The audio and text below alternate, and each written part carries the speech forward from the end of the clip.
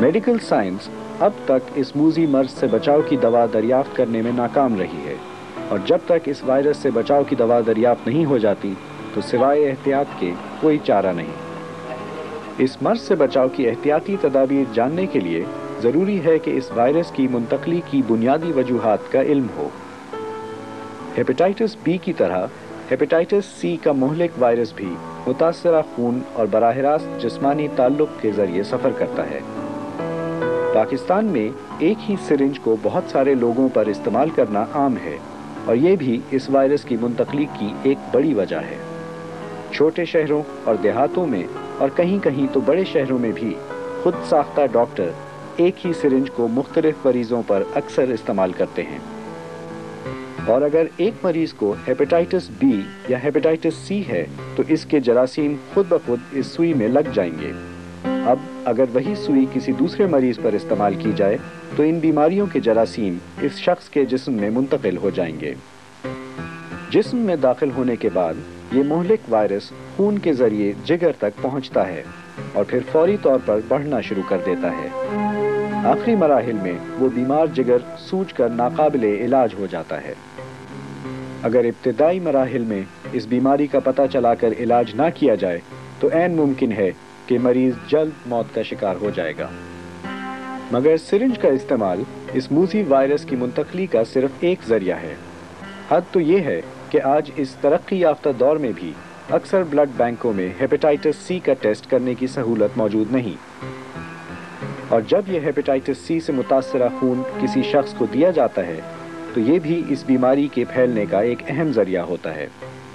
اس کے علاوہ ایسے آلات جنہیں جراثیم سے پاک نہ کیا گیا ہو اور جنہیں ڈاکٹر، جسم گودنے والے، ناک اور کان چھیدنے والے اور حجام استعمال کرتے ہیں، اس بیماری کو پھیلانے کا ذریعہ بنتے ہیں، کیونکہ ایک معمولی سا زخم بھی اس وائرس کو ہمارے جسم میں داخل ہونے کا راستہ فراہم کر سکتا ہے۔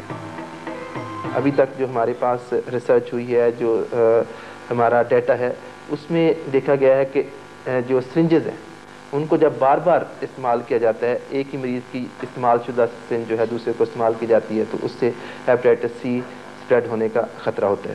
تو استعمال شدہ سرنجز جو ہے نمبر 1 ہے۔ نمبر 2 ہم نے دیکھا ہے کہ جو صاف جو بلیڈ استعمال نہیں کیے جاتے شیونگ میں، کینچیاں صاف استعمال نہیں کی جاتی، اور یہ جو ڈفرینٹ قسم کے جیسے ہمارے بڑا رواج ہے کہ ناک کو پرک کیا جاتا ہے اور کان کو پرک کیا جاتا ہے اس میں ڈالنے کے لیے اسپیسیفک آرنامنٹ، تو یہ بھی ہم نے دیکھا ہے کہ یہ لوگ بھی اس کی وجہ سے بھی اسپریڈ ہوتا ہے۔ دوسرا اہم وجہ جو ہے جو بلڈ لگ جاتا ہے، اور بلڈ کو ہیپیٹائٹس سی کے لیے اسکرین نہیں کیا جاتا، اس کا ٹیسٹ نہیں کیا جاتا۔ تیسری وجہ جو ہے کہ جو آپریشن کیے جاتے ہیں، اور خاص کر وہ آپریشن جو کہ ایک اچھے اسپتالوں میں نہیں ہوتے جہاں پہ ان کی صفائی کا خیال نہیں رکھا جاتا، ان سے بھی ہیپیٹائٹس سی جو ہے وہ پھیلتا ہے۔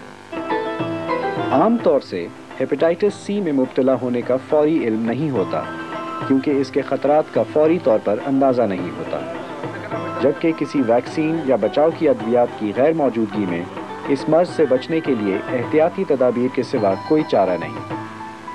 پاکستان میں یا کسی بھی ملک میں یہ ممکن ہے کہ ہم لوگوں کو اس پرابلم کے لیے ان کو انفارم کریں، ان کو بتائیں کہ ہیپیٹائٹس سی کیا چیز ہے، اس کی علامات کیا ہیں، اس کے نتائج کیا ہیں، اس کی سیریس کانسیکوینسز کیا ہیں۔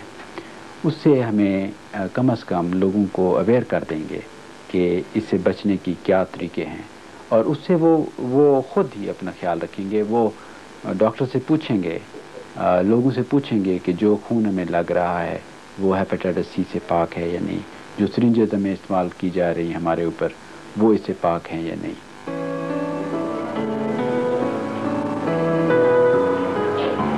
اس مہلک مرض کے باعث اب تک بہت ساری زندگیوں کا خاتمہ ہو چکا ہے۔ اس موذی مرض کا شکار ہر عمر کے لوگ ہوتے ہیں، جن میں بچے، بوڑھے اور جوان سب ہی شامل ہیں۔ افسوسناک بات یہ ہے کہ اگر احتیاط برتی جاتی تو یہ جانیں ضائع نہ ہوتی۔ اس مرض سے بچاؤ کی واحد صورت احتیاطی تدابیر ہیں۔ اپنے آپ کو غیر ذمہ دار پیشہ ورانہ افراد کا شکار نہ بنائیے، اور اپنے خاندان اور اطراف میں موجود لوگوں کو اس سے بچاؤ کی تعلیم دیجیے۔ اس پیغام کو ہر سطح کے افراد تک پہنچانا چاہیے۔ स्कूलों से घरों तक और दफ्तरों से अस्पतालों तक। याद रखिए, इस मुहलिक बीमारी से बचाव और इसे फैलने से रोकने का यही वाहिद रास्ता है।